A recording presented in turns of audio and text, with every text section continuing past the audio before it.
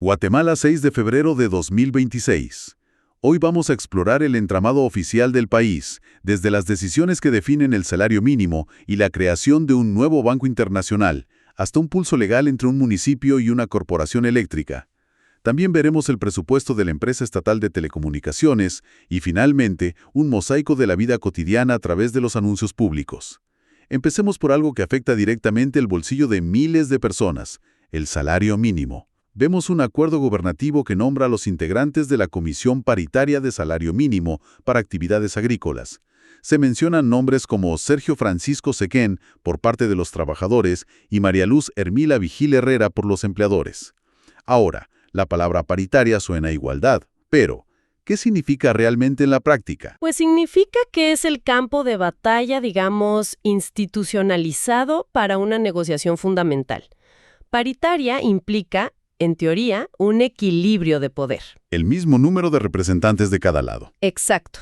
El mismo número de representantes de los trabajadores que de los empleadores y con el gobierno como mediador. La idea, que viene de la Constitución, es que el salario que debe cubrir las necesidades normales. Bueno, de orden material, moral y cultural. Que no sea una imposición. Justo eso, que no sea una imposición de ninguna de las partes, sino el resultado de un diálogo. Es el intento del Estado de formalizar y arbitrar ese conflicto que es inherente entre capital y trabajo. Claro, es una mesa de negociación donde se sientan fuerzas opuestas. Pero, en una negociación así, ¿quién suele tener más poder? Porque una cosa es la igualdad en el número de sillas. Y otra la influencia real, las presiones económicas, el contexto del país. Esa es la pregunta clave. Históricamente, el sector empleador tiende a tener una posición más fuerte, argumentando sobre la competitividad, los costos de producción, la capacidad de generar empleo. ¿Lo de siempre? Claro. Y los representantes de los trabajadores, por su parte, se basan en el costo de la canasta básica, en el mandato constitucional de un salario digno. El rol del gobierno como árbitro es crucial y a menudo polémico. Su voto inclina la balanza. Totalmente.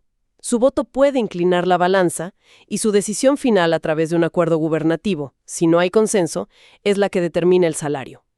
Así que este acuerdo que vemos es solo el primer paso. La formación del equipo para el partido. Exacto, el partido que está por jugarse. Entendido. Es el punto de partida de un drama económico y social que se repite cada año.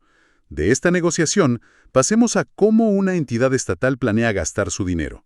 Tenemos la aprobación del presupuesto para 2026 de la empresa guatemalteca de telecomunicaciones, Guatel, 23.550.000 quetzales.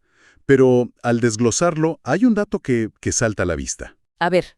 Se destinan 6.5 millones a servicios personales, o sea, sueldos, y más del doble, 14.2 millones a servicios no personales. Esa proporción es una radiografía perfecta de la naturaleza de la empresa.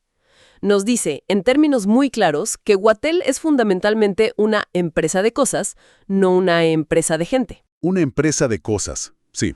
Su principal gasto no es el talento humano, sino el mantenimiento de su infraestructura.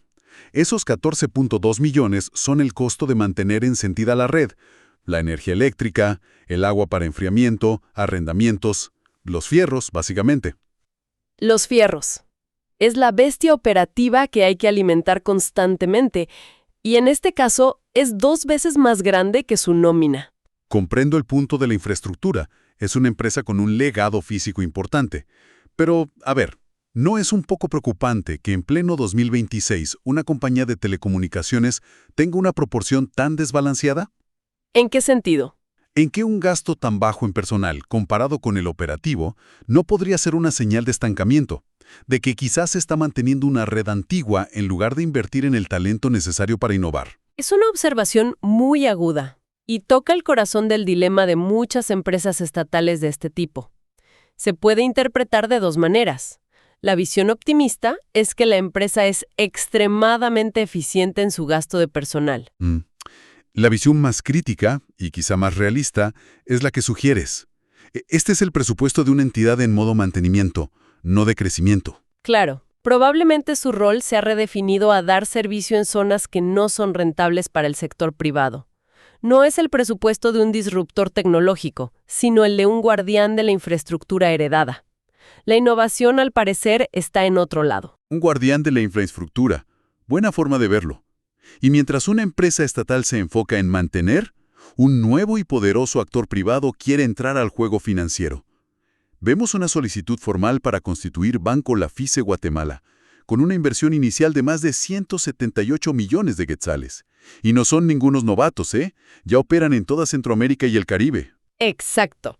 La llegada de un grupo como la FICE es un evento muy significativo para el sistema financiero guatemalteco. Es una señal potente. Es un voto de confianza. Claro, no llegan a ciegas. Para nada. Un conglomerado de ese calibre, con presencia en Honduras, Nicaragua, Costa Rica, Panamá, no aterriza en un nuevo mercado a la ligera. Han hecho sus análisis y concluyeron que en Guatemala hay estabilidad y oportunidad. Es un indicador macroeconómico en sí mismo. Pero fíjate que lo que me pareció fascinante no fue solo el dinero, sino el rastro de papel que tuvieron que seguir sus fundadores, Robert y Diego Zamora, para llegar hasta aquí. Es casi una odisea burocrática que empieza en Florida. Totalmente. Es un ejemplo perfecto de lo que se podría llamar la cadena de confianza legal transnacional. Pensemos en el viaje de un solo documento.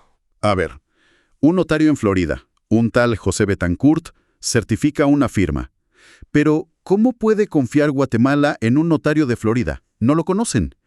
Ahí entra el siguiente eslabón. El secretario de Estado de Florida certifica que el notario es legítimo, y lo hace con una apostilla.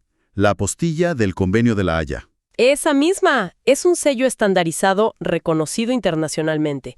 Es como un pasaporte para documentos legales. Y el viaje no termina ahí. Una vez que el documento llega a Guatemala con su pasaporte internacional, todavía no habla el idioma oficial. Precisamente. Ahí entra el último eslabón crucial. Una traductora jurada en Guatemala, en este caso Lucía Castro Rodríguez, revisa el documento y certifica que su traducción al español es fiel y exacta. Cada uno de estos pasos es una capa de validación. Claro. Y cuando se trata de fundar un banco, una entidad que va a manejar el dinero del público, el sistema exige que cada pieza del rompecabezas sea absolutamente impecable. Es una maquinaria burocrática impresionante. Pero, ¿un nivel de escrutinio tan alto no funciona también como una barrera de entrada? O sea, ¿este laberinto de legalizaciones es solo una salvaguarda necesaria o también un filtro que favorece a los grandes jugadores? Es ambas cosas. No hay duda de que es una salvaguarda esencial. Protege al sistema.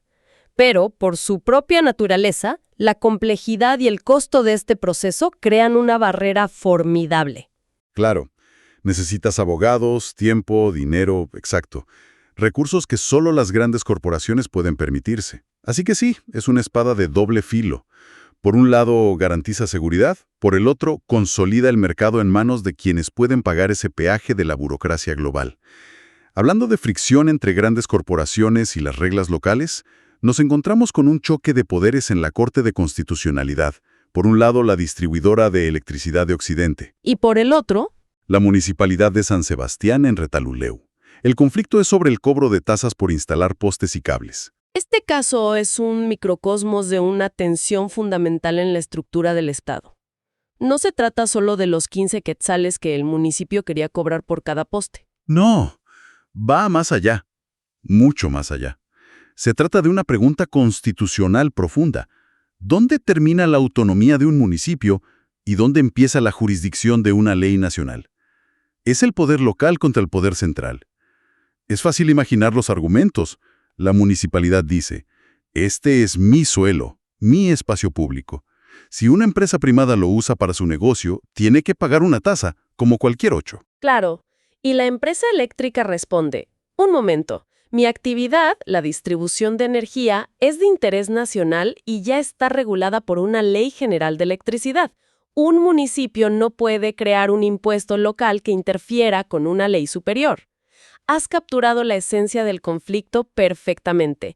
El término legal que usa la empresa es que el reglamento municipal crea una aparente antinomia, o sea, una contradicción con una ley de rango superior. Y la Corte ya ha opinado sobre esto antes, ¿no? Sí, la Corte ya ha dicho que los municipios sí pueden cobrar tasas por el uso de su suelo. La pregunta aquí es más sutil. Esa potestad les permite gravar una actividad estratégica que ya está regulada por completo a nivel nacional. El precedente que se siente aquí será importantísimo. ¿Qué implicaciones tendría una decisión en cualquier sentido? Si la Corte falla a favor de la empresa, podría debilitar la capacidad de los 340 municipios del país para generar ingresos propios. Correcto, a costa de las grandes empresas de servicios que usarán su territorio. Y si falla a favor de la municipalidad, podría crear un escenario de pesadilla para las empresas de infraestructura. Claro, imagina tener que negociar y pagar 340 tasas diferentes para atender una línea eléctrica. O una fibra óptica a través del país. Ese costo inevitablemente se trasladaría a los consumidores en sus facturas. Por eso la Corte no está decidiendo solo sobre postes en San Sebastián. Está dibujando el mapa del poder regulatorio. Exacto, el mapa del poder fiscal sobre la infraestructura crítica de toda la nación. Y mientras se resuelven estas batallas legales, el motor del país sigue funcionando a través de las licitaciones públicas. Vemos la maquinaria del Estado en acción, desde proyectos enormes hasta necesidades muy locales. Exacto. Vemos al Ministerio de Comunicaciones convocando la ampliación de un tramo vital de la carretera Cito 18, entre Quetzaltenango y Retaluleu. Y en el otro extremo de la escala. Vemos a la municipalidad de Malacatán, en San Marcos, buscando mejorar su sistema de agua potable. O a la empresa eléctrica de Zacapa licitando la compra de transformadores. Es el Estado actuando en sus diferentes niveles. Me parece que esto es más que desarrollo a diferentes escalas. Es casi un mapa de las prioridades de la nación. La ampliación de la 180 es claramente una inversión en la arteria económica del país. Sí, es estrategia macroeconómica pura y dura. Facilitar el comercio, el transporte. Mientras que el proyecto de agua potable en Malacatán es sobre algo mucho más fundamental. Salud pública, calidad de vida, dignidad. Es la diferencia entre la economía del país y la economía del hogar. Ambas son vitales. Y el proceso que los rige, el sistema de guatecompras con sus bases, sus ofertas en sobrecerrado, es el mecanismo diseñado para convertir el dinero de los impuestos en ese asfalto o en esa agua corriente. Con mayor o menor éxito, esa es la burocracia que construye. Y en medio de todas estas decisiones colosales sobre dinero y poder, la burocracia también registra los momentos más íntimos y definitivos de la vida de las personas. Encontramos un edicto de matrimonio entre Sofía Muñoz Díaz, guatemalteca, y Juan José Cabral Escandón, de nacionalidad colombiana. Y es crucial entender que esto no es una nota social. Es un acto legal de enorme importancia. Es el Estado, a través de una publicación oficial, reconociendo a la formación de un nuevo núcleo familiar. Con todas las implicaciones legales que conlleva. Especialmente al ser entre ciudadanos de dos países distintos. El Estado actúa como el gran notario de la vida civil. También vemos la afirmación de la identidad. Una persona, Jocelyn Avileni Castillo Juan, solicita públicamente adoptar el nombre de Jocelyn Adileni Castillo Samayoa. ¿Por qué un acto tan personal como elegir tu nombre requiere este trámite público? Porque nuestro nombre es nuestro principal identificador legal. Es la clave que nos conecta con nuestros derechos y obligaciones. La publicación del edicto cumple una doble función. ¿Cuál sería? Primero, formaliza el cambio ante toda la sociedad. Segundo, y muy importante, da la oportunidad a que cualquier persona con un interés legal legítimo, por ejemplo, un acreedor, pueda oponerse. Ah, claro. Para evitar que alguien cambie de nombre para evadir responsabilidades. Exactamente. Es un mecanismo para proteger la integridad de la identidad legal. Es increíble. Y junto a la formación de una familia y la redefinición de una identidad, también vemos el final de un ciclo. Un aviso para la Junta de Herederos por el fallecimiento de Felipa Godoy Recinos. Se cierra el círculo. Nacimiento, matrimonio, identidad, muerte y herencia. El Estado no solo regula la economía, también documenta y legaliza los hitos fundamentales de la existencia humana. Así que, este diario oficial, con su lenguaje árido, es en realidad un archivo de la condición humana. Demuestra que el país no solo es un conjunto de leyes y cifras, sino la suma de todas estas historias personales que para tener validez deben pasar por este registro público. Así que, en el registro oficial de un solo día, hemos viajado desde la atención fundamental en la negociación de un salario y el esqueleto financiero de una empresa estatal hasta la entrada de capital global, un choque de poderes entre lo local y lo nacional, y finalmente, los momentos más silenciosos y profundos que definen una vida. Lo que nos deja con una reflexión final. Hemos analizado las capas de un solo día, como si fuera una muestra geológica de la nación. Si apiláramos 365 de estas muestras diarias, o 3.650 de una década, ¿qué patrones invisibles, qué cambios tectónicos en la sociedad, la economía o incluso la identidad empezarían a emerger?